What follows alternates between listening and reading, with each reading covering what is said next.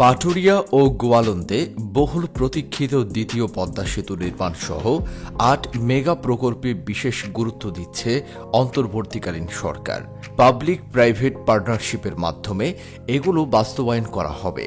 প্রকল্পগুলো বাস্তবায়নে ব্যয় ধরা হয়েছে ৮৫,৪৩৩ কোটি ৫০ লাখ টাকা। ইতিমধ্যে প্রকল্পগুলোর অধিকাংশের বিস্তারিত সমীক্ষার কাজ শুরু হয়েছে। ২০২৫-২৬ অর্থবছরের বার্ষিক উন্নয়ন কর্মসূচিতে পিপিপির তালিকায় ৭৯টি প্রকল্প রয়েছে। এর মধ্যে এসব প্রকল্প গুরুত্ব দিয়ে দেখা হচ্ছে বলে জানিয়েছে পরিকল্পনা কমিশন। অন্য মেগা প্রকল্পগুলো হল metro rail line 2, construction of Dhaka outer ring road প্রকল্প এবং improvement of Chittagong to Cox's Bazar highway project. এছাড়া গাবতলী, সাভার, নবীনগর 4 লেন এক্সপ্রেসওয়ে নির্মাণ, সার্কুলার রেল লাইন নির্মাণ, কনস্ট্রাকশন অব বে টার্মিনাল এবং Dhaka east west elevated expressway প্রকল্প।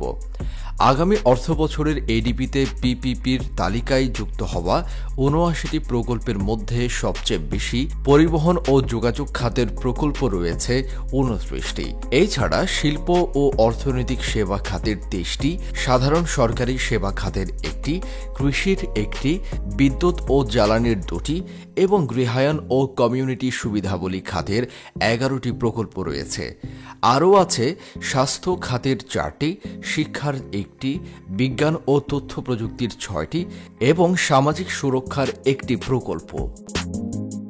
দ্বিতীয় পদ্মা সেতু নির্মিত হলে ঢাকার সঙ্গে দেশের দক্ষিণ পশ্চিমাঞ্চলের মেহেরপুর, চুয়াডাঙ্গা, কুষ্টিয়া, ঝিনাইদহ, মাগুরা, রাজবাড়ী, ফরিদপুর, গোপালগঞ্জ ও নড়াইলের একাংশ এবং যশোরের দূরত্ব কমে আসবে।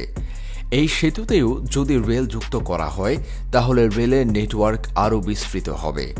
এসব দিক বিবেচনায় ১৯৯৯ থেকে ২০০৩ সাল পর্যন্ত পদ্মা সেতুর সম্ভাব্যতা যাচাইয়ের জন্য সমীক্ষা করা হয়। সেখানে পদ্মা সেতু নির্মাণের জন্য উপযুক্ত ২টি পথ চিহ্নিত করা হয়েছিল। এর মধ্যে মুন্সিগঞ্জের মাওয়া থেকে শরীয়তপুরের জাজিরা পথটিকে সেতু নির্মাণের জন্য তখন বেছে নেওয়া হয়। ওই সময়েই আরেকটি নির্বাচিত পথ ছিল মানিকগঞ্জের পাটুরিয়া থেকে রাজবাড়ীর দৌলতদিয়া। এখন এই চিহ্নিত জায়গায় দ্বিতীয় পদ্মা সেতু নির্মাণের পরিকল্পনা নেওয়া হয়েছে। দ্বিতীয় পদ্মা সেতু নির্মাণে ব্যয় ধরা হয়েছে ১২,৭৫০ কোটি টাকা। প্রকল্পটি নীতিগত অনুমোদন প্রাথমিক পর্যায়ে রয়েছে। এছাড়া ঢাকা ম্যাস ট্রানজিট কোম্পানির এমআরটি লাইন 2 প্রকল্পটির ব্যয় ধরা হয়েছে ২৯,৫৭১ কোটি টাকা। এটির বিস্তারিত সমীক্ষার কাজ চলছে।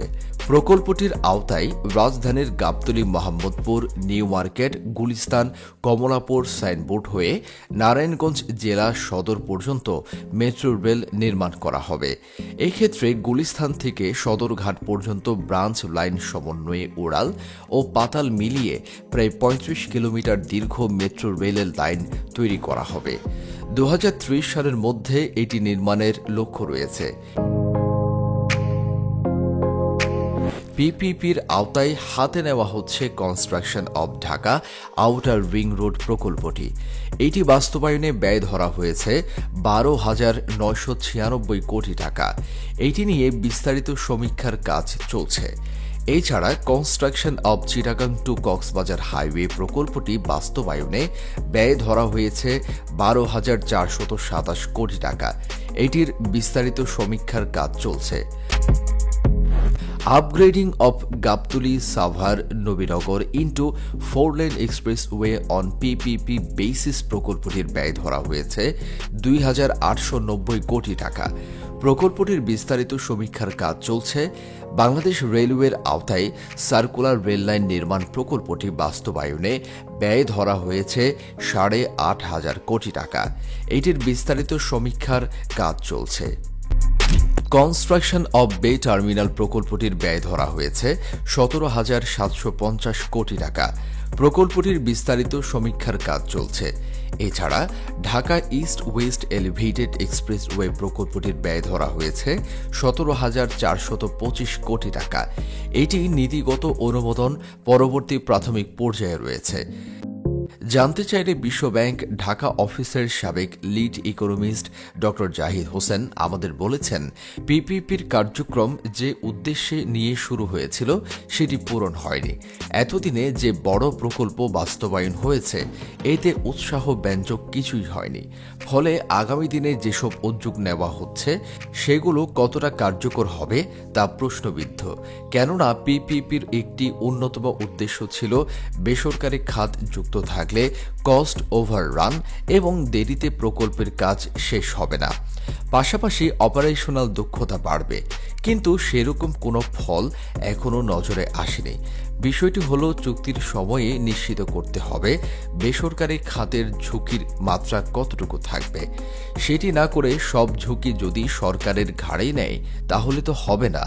যদি এমন হয় সব ঝুঁকি আমার, লাভটা তোমার, তাহলে সেই আমলাদের নিয়ে প্রকল্প বাস্তবায়নের যে অবস্থা হয় এখানেও এর ব্যতিক্রম কিছু হবে না।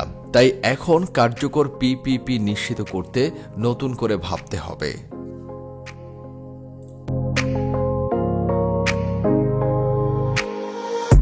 তো বন্ধুগণ, এই ছিল আমাদের আজকের ভিডিও সম্পর্কে আপনার মূল্যবান মতামত আশা করছি।